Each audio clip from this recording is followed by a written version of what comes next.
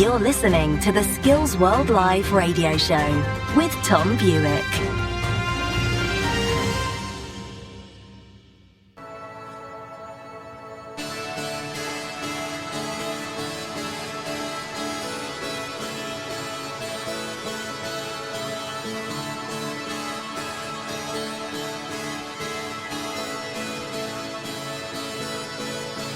Turn the music up, I got my records on. I shut the world outside until the lights come on. Maybe the streets are alive, maybe the trees are gone. I feel my heart start beating to my favorite song. And all the kids they dance, all the kids all night until Monday morning feels another life. I turn the music up from all the world aside. The never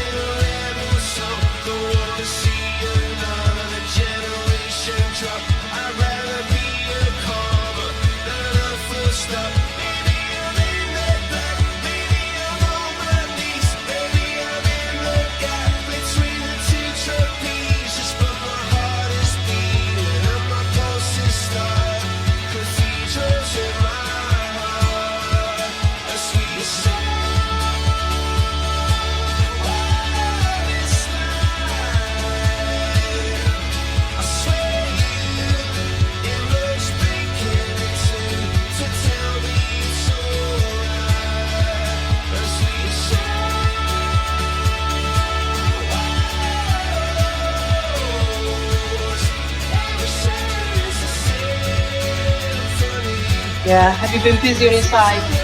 Never-ending planning.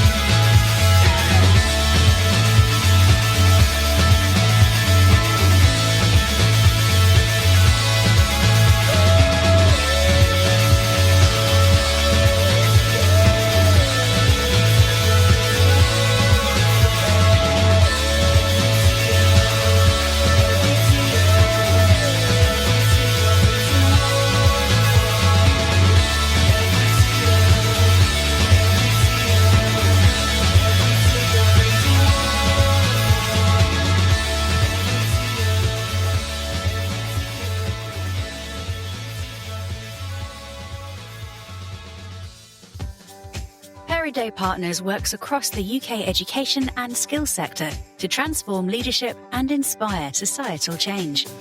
We do this through executive search, recruitment, and board development services. If your organisation requires support to appoint great leaders through a thorough and national search campaign, or perhaps your board has a skills gap which needs filling, contact Peridot for an informal discussion about how we can help you. We love what we do, and we do it with passion. So search online for Peridot Partners or email education@peridotpartners.co.uk. Welcome back live, everybody. Now, just occasionally on this show, we do have a few technical difficulties. I understand we lost just the last minute or so there of my interview with Charlotte Bosworth and David Phillips. So my apologies to them and apologies to you if you missed out on that. Anyway, we are definitely back live, and it's obviously proof that we really do a weekly live show between 5 and 6 p.m. So to continue then tonight's debate about what do awarding body leaders think about the future of FE, we're joined live on the line now by David Gallagher, Chief Executive of NCFE, and Olivia Bussey, Head of Quality and Compliance and the Ofqual Responsible Officer at NCC Education. Good evening to you both. Hello, Tom. Hi, Tom. Now, first of all, I guess I should say big congrats to you both on your recent elections to the Federation of Awarding Bodies Board. Thank you very much. It's a pleasure, Yeah. absolute pleasure, and an honour to be elected to this board. Thank Fantastic. you. I better behave myself then. David, first question to thanks, you. Tom. First question to you. You'll know that we've been talking to colleges and training providers in this series about the future of FE. Indeed, they're your customers and Olivia's customers in many ways. But given the fact that they buy all that expertise that goes into learning content and design, do you think there is enough focus in the FE white paper and policy generally at the moment about the future of teaching and learning and where awarding sits within all that? We'll see what comes through in the white paper, Tom, of course. But the sense of what we are picking up on is that maybe is there enough focus around, the systems level challenges and the role of different stakeholders within that? Obviously, I take a real interest in awarding organisations and the role that we can play, and of course, endpoint assessment organisations. The white paper, I suppose, will be give us a much stronger sense of that. But what I think I found over the course of this summer is that in government, in some key stakeholders, that there hasn't necessarily been a really strong understanding of what we do in awarding and the value that we bring. But I suppose one of the silver linings from the challenges of the summer exams and centre assessed grades piece was that we have built a better understanding between government, DFE, the Institute, Ofqual and other stakeholders of what we do and the value that we add. So I would say that we're getting a stronger voice.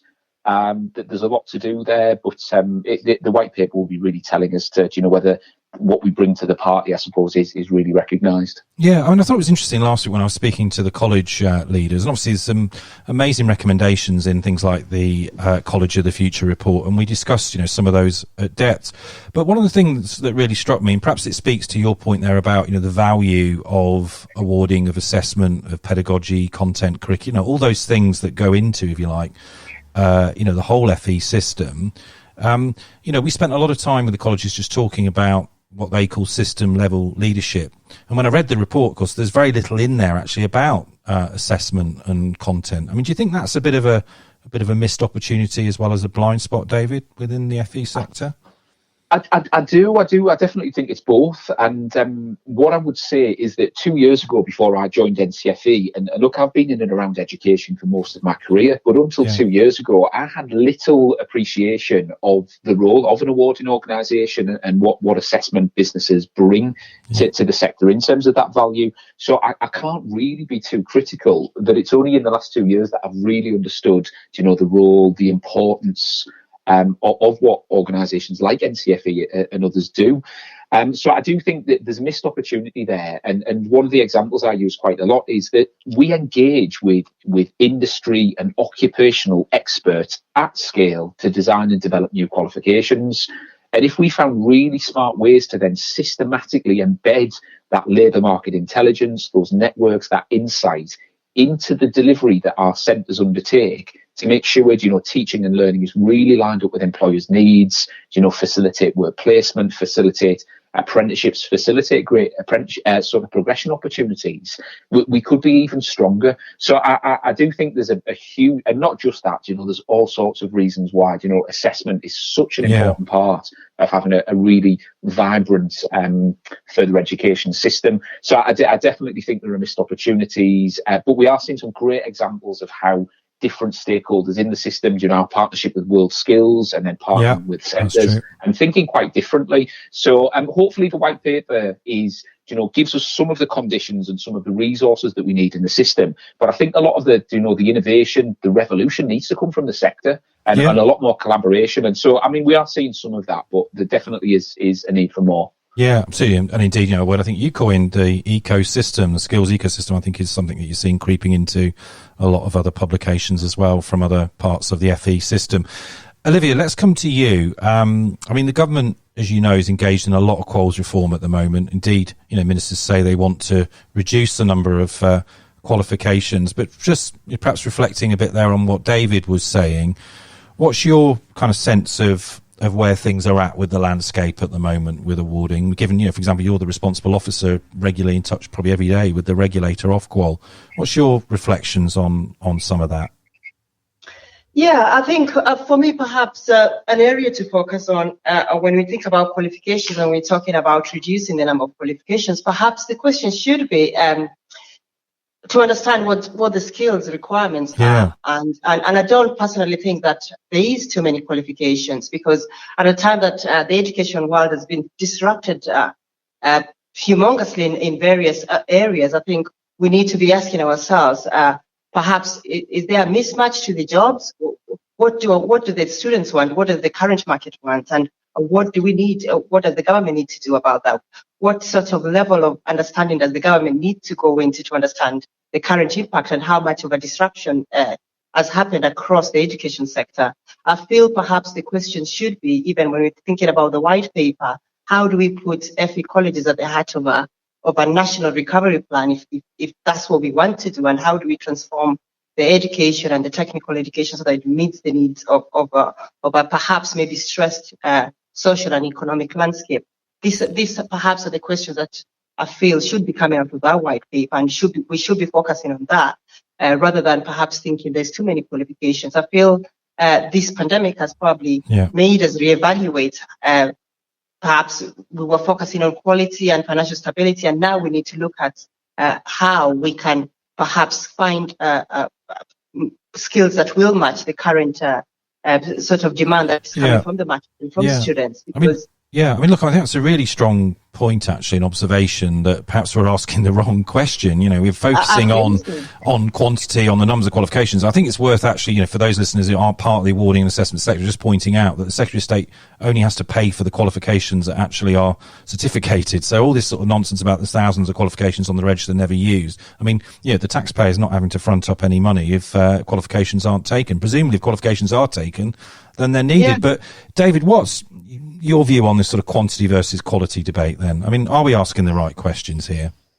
I don't think we are, Tom, if I'm honest. So I think we need to go back to what is the purpose of tertiary education and everything that resides within it. Tertiary education is complex. It's, full-time 16 to 18. It's full and part-time adult and community learning, family learning, apprenticeships. There's a whole raft of things that tertiary education does. And it does worry me that there's a line that essentially suggests that the government won't pay for anything that doesn't lead directly to a job. There's all sorts of evidence out there that demonstrates that there is real value in learning for learning's sake. From a social inclusivity perspective, from a cohesion perspective, from inspiring people to go on and then maybe do something else that eventually might lead to work, or actually just might lead to other outcomes like health outcomes, community sorts of outcomes. So I think it's an unhealthily reductive argument and doesn't really take into consideration the diverse stakeholders that tertiary education is there to support. And I also think that we've got to, underneath that, we've got to truly understand what's needed. And I say this time and again, yes, understanding what the economy needs, the labour market needs, and employers' needs is crucially important. Yeah. But we also need to understand what does society need, what do communities need, and what do diverse learner groups need to give them the best possible chance in learning, in career if appropriate, and in life more broadly. And surely that's got to be at the heart of the system, not just a very simple, a very limited number of qualifications that lead to a job, and that's it. That isn't, the FE that I recognise and I love, actually. Yeah, as you say, the prior attainment of students coming out of our secondary school system isn't uniform. It's complex. The labour market is complex. The whole ecosystem in terms of supporting learning and assessment is very, very complex. Now, Olivia, the government, back to David's sort of reductive argument there. Well, it wasn't his argument that was reductive, but, going on about the government's argument being rather reductive here.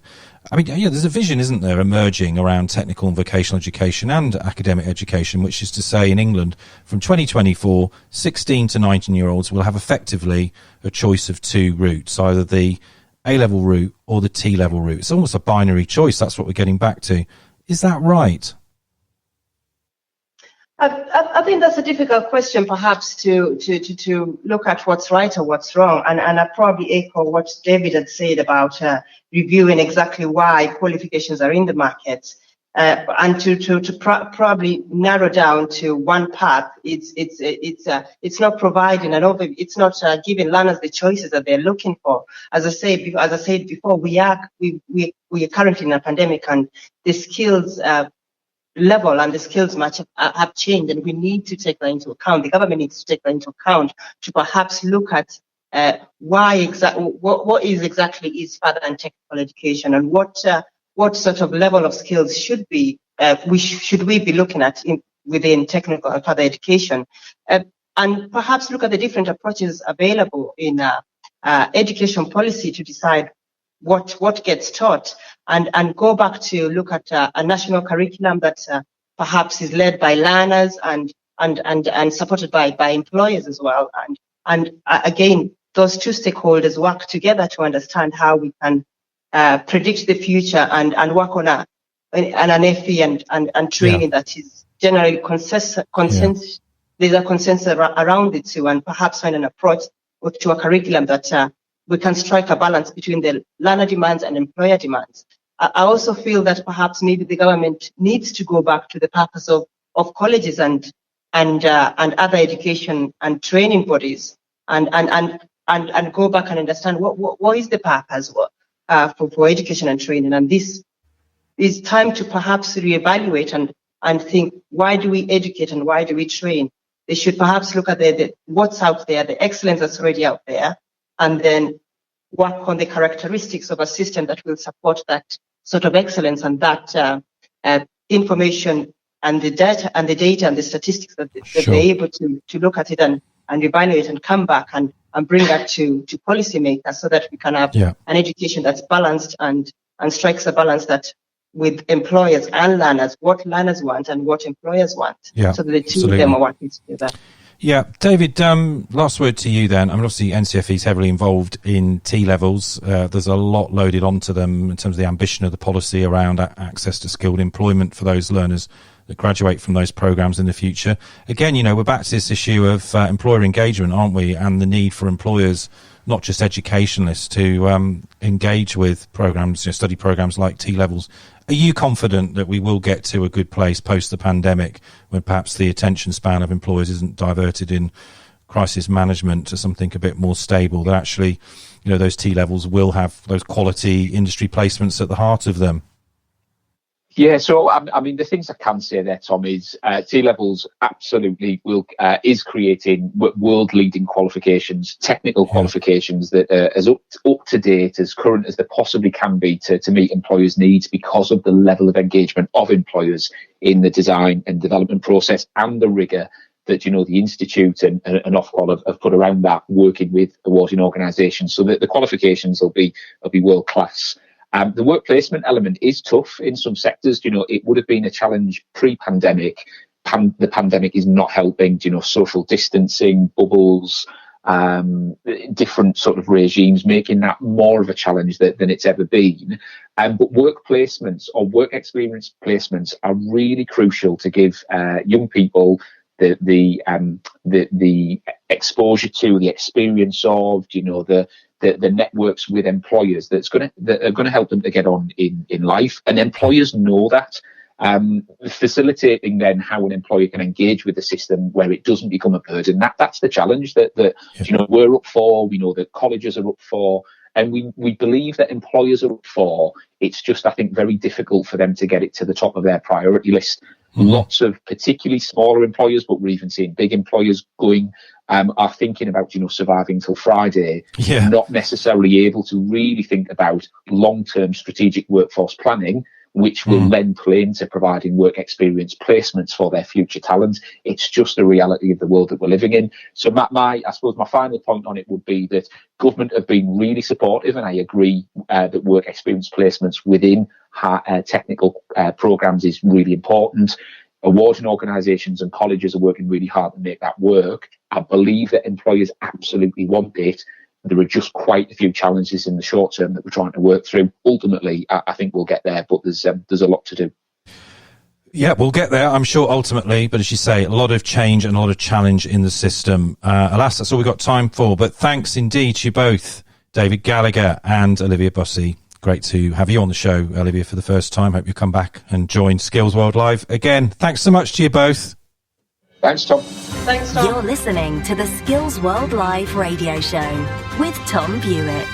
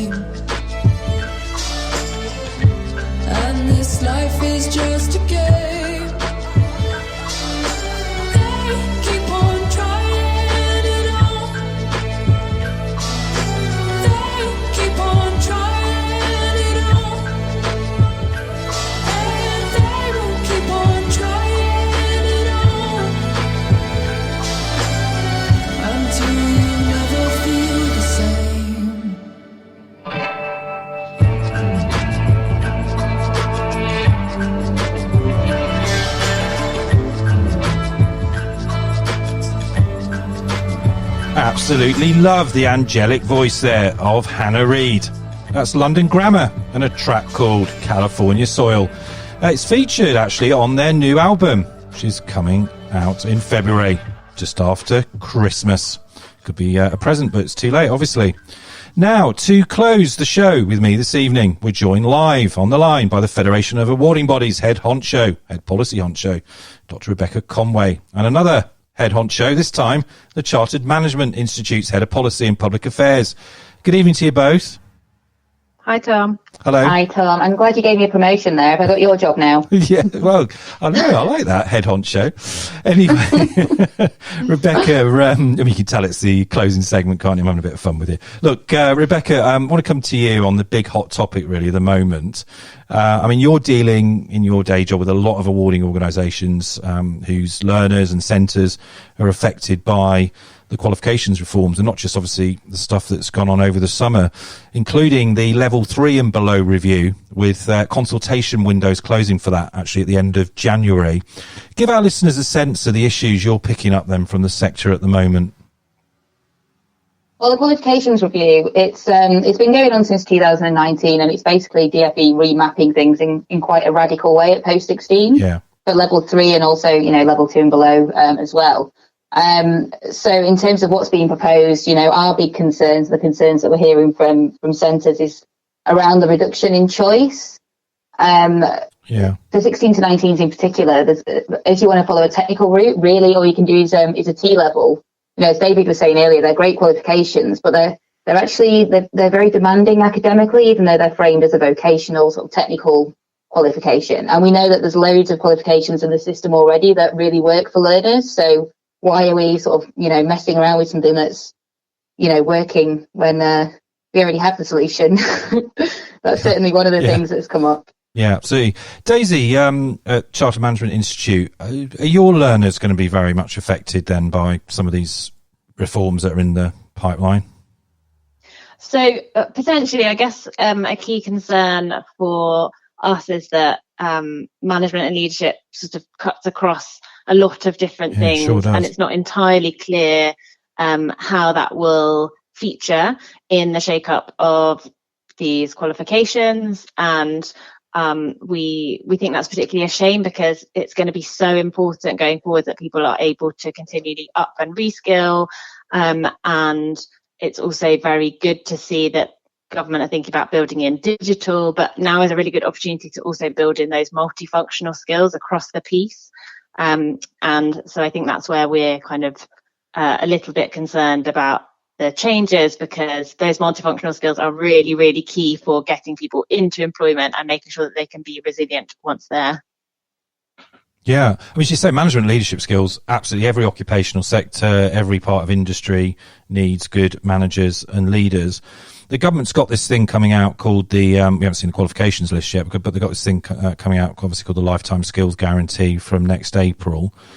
Would your members be disappointed if management and leadership didn't feature in there as a sort of, level 3 qualification, or do you not really too bothered about that? Yes, I think they would be disappointed. I think we'd be disappointed if it wasn't included in there at all. We know that there are big gaps in management capabilities in the UK. We know that management capability plays a really important role in boosting productivity. And I think it's also worth saying that lots of managers aren't very well prepared for taking on new people, young people, new labour market entrants. And so we should consider those sorts of management capabilities when we're thinking about the young people's agenda, as well as kind of upskilling more broadly. I do think it's a shame that the government appears to be only concentrating on level 3 at the moment, because we know there's a need at higher levels.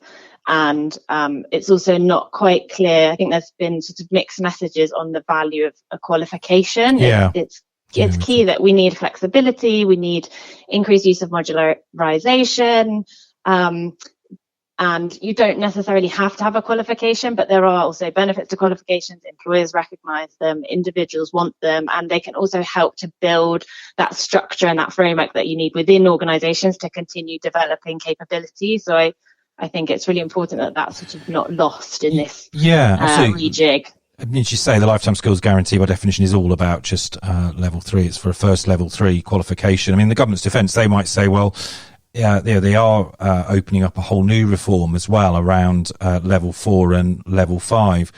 Rebecca, just talk us through how that's going, because obviously that's a different approach to sort of reorganising, kite marking, whatever you want to call it, qualifications to, for example, what they're planning below level 3, isn't it?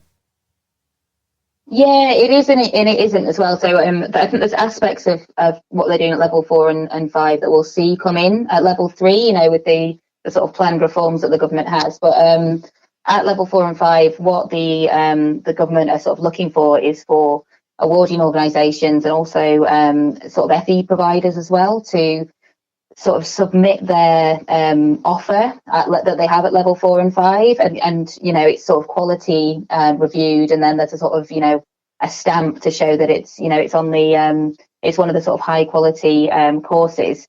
So it's quite an interesting initiative because it brings together FE providers and awarding organisations under the same umbrella, but they'll, you know, each of those organisations will be regulated differently. So the FE providers regulated by the Office for Students, awarding organisations by Ofqual.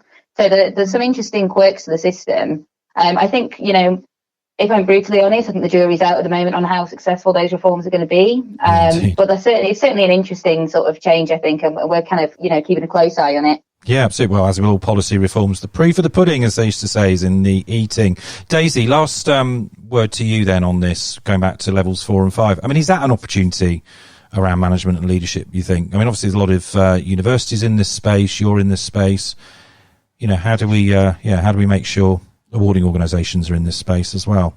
Yeah, I think there definitely is an opportunity there. I mean, we obviously only really do management and leadership. We do think that a lot of the skills and competencies are applicable across other courses. It'd be nice to see those multifunctional skills, as I said, built in.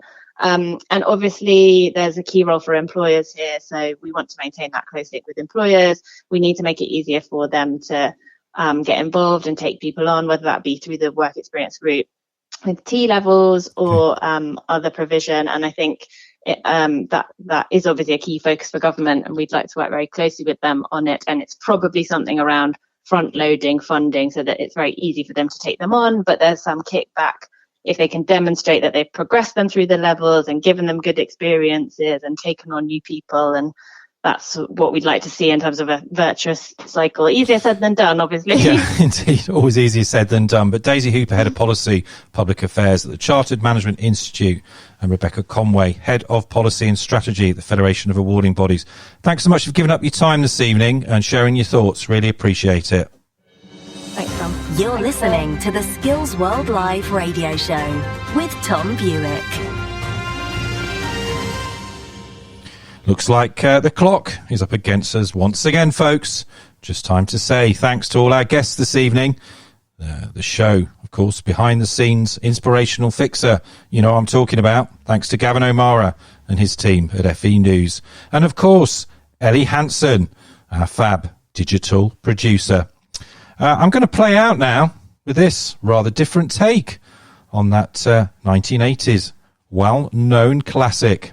It's an acoustic version, actually, from MTV Unplugged. Beautiful song. See you next week, everyone, and enjoy Aha, Take On Me. Oh, I don't know what I'm to say, I'll say it anyway. Today is another day to find you shying away. I'll be coming for your love, okay, and take on me. Take me on.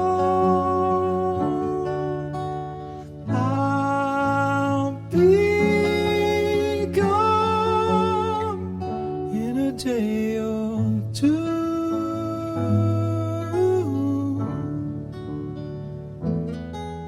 So needless to say, I'm odds and ends, but that's me, I'm stumbling away, slowly learning that life is okay, and say after me, it's no better to be safe than sorry, and take on.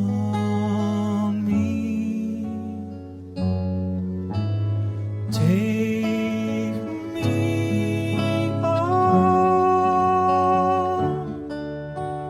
I'll be gone in a day or two.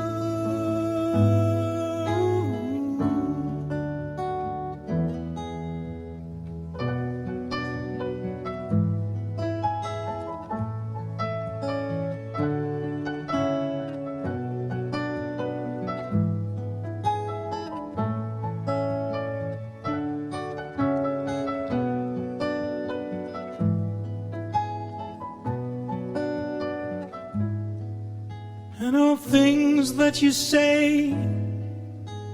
Is it life or just to play my worries away? You're all the things I've got to remember. You're shying away. I'll be coming for you anyway. Take on me. Take me on. I'll be gone in a day or two.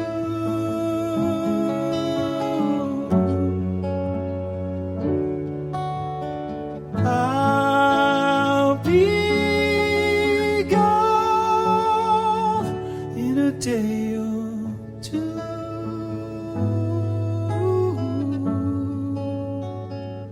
In a day or two.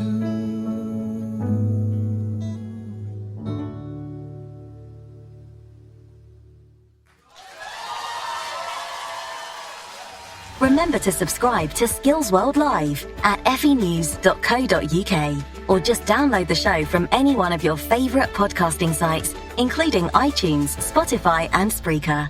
Your world, Skills World.